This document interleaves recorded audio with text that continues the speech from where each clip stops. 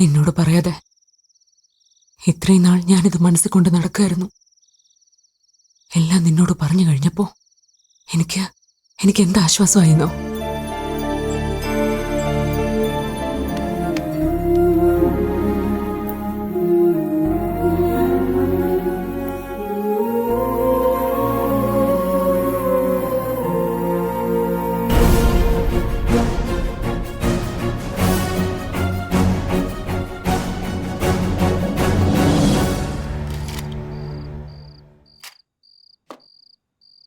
ഇല്ല, ഒരു വിവരം കിട്ടിയില്ല.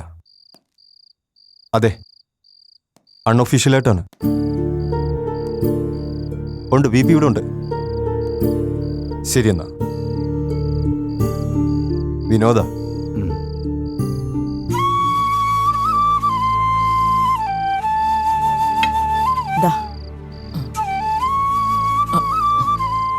അമ്മ പോയി കിടന്നോളൂ. ഉറക്കം ഉളച്ചിട്ട് ഈ തലവേദന. അങ്ങനെ അങ്ങ് ഉറങ്ങാൻ പറ്റുമോ? ചെന്ന് കിടന്ന ഉറക്കം വരണ്ടേ? എന്റെ നാരായണസ്വാമി, പിള്ളേർക്ക് ഒരു കുഴപ്പവും വരാതെ ഇങ്ങ് കൊണ്ടു തന്നേക്കണേ. അമ്മയൊന്ന് സമാധാനപ്പെട്. പോലീസ് അന്വേഷിക്കുന്നുണ്ടല്ലോ. അന്വേഷിച്ചിട്ട് എന്തായി? ശിവൻ പോയിട്ട് കുറെ നേരം ആയല്ലോ. പോലീസിന് ഇതുവരെയും വിവരമൊന്നും കിട്ടിക്കാണില്ല.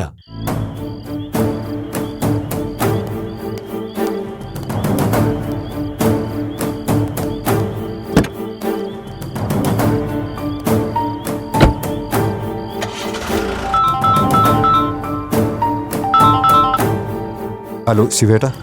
ആ മുരളി, ഒരു ഇൻഫർമേഷൻ കിട്ടിയിട്ടുണ്ട്. എന്താ ശിവേട്ടാ? ആറ്റിങ്ങൽ ടവർ ലൊക്കേഷൻ പരിധിയിൽ വെച്ച് മാളുവിൻ്റെ മൊബൈൽ കുറച്ച് സമയത്തേക്ക് ഓൺ ആയിട്ടുണ്ട്. എന്നിട്ട് മൊബൈൽ വീണ്ടും സ്വിച്ച് ഓഫ് ആണ്. അവർ സിറ്റിയുടെ ഔട്ടറിൽ എവിടെയോ ഹോൾട്ട് ചെയ്യാനാണ് സാധ്യത. ഞാൻ അങ്ങോട്ട് പോവാം. ശിവേട്ടാ, അവരിനി ദൂരേക്കെങ്ങാനും? ഏയ് നോ, അതിനുള്ള എല്ലാ സാധ്യതകളും പോലീസ് അടച്ചു കഴിഞ്ഞു. പിള്ളേർ അവിടെ എവിടെയെങ്കിലും സ്റ്റേ ചെയ്യാനാണ് സാധ്യത. എല്ലാ ഹോട്ടലുകളും ഹോം സ്റ്റേയും ഹോസ്റ്റലും അടക്കം പോലീസ് പരിശോധിക്കുന്നുണ്ട്. ശിവേട്ടാ, ഞാനങ്ങോട്ട് വരാം. അതിൻ്റെ ആവശ്യമില്ല, ഞാനുണ്ടല്ലോ. എന്തെങ്കിലും അറിഞ്ഞാൽ ഉടനെ വിളിക്കാം. ഓക്കെ? ശരി ശിവേട്ടാ. ശിവേട്ടൻ എന്താ പറഞ്ഞത്?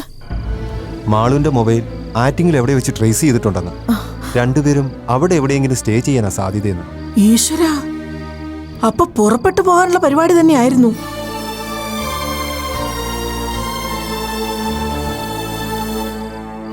പെങ്കൊച്ചുങ്ങൾ ഇങ്ങനെ തുടങ്ങിയ എന്താ ചെയ്യുക? VP, നമുക്ക് അങ്ങോട്ടൊന്ന് പോയാലോ? മുരളി ഇവിടെ നിൽക്ക്, ഞാൻ പോയിട്ട് വരാം. ആ ശിവന്റെ നമ്പർ എനിക്കത് ഫോർവേഡ് ചെയ്തേക്കും. എന്നാ ഞാനും കൂടി അങ്ങോട്ട് വരാം. വേണ്ട അമ്മി മാമ, ഞാൻ തനിച്ച് പോയിക്കോളാം. നമ്മളെല്ലാവരും കൂടി കണ്ടാൽ കുട്ടികൾക്ക് അത് പ്രശ്നമാവും. VP, നമ്പർ ഞാൻ സെൻഡ് ചെയ്തിട്ടുണ്ടേ.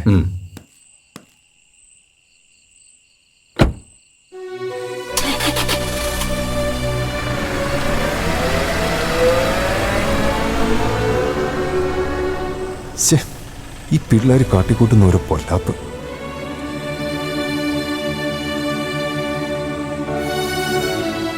മനുഷ്യനെ തീതിറ്റിക്കാനായിട്ട് ഓരോരോ ജന്മങ്ങള്. അമ്മ അങ്ങനെയൊക്കെ പറയും. അത് കേട്ട് ചേച്ചി വിഷമിക്കല്ലേ. അമ്മയുടെ സ്വഭാവം അറിയാലോ.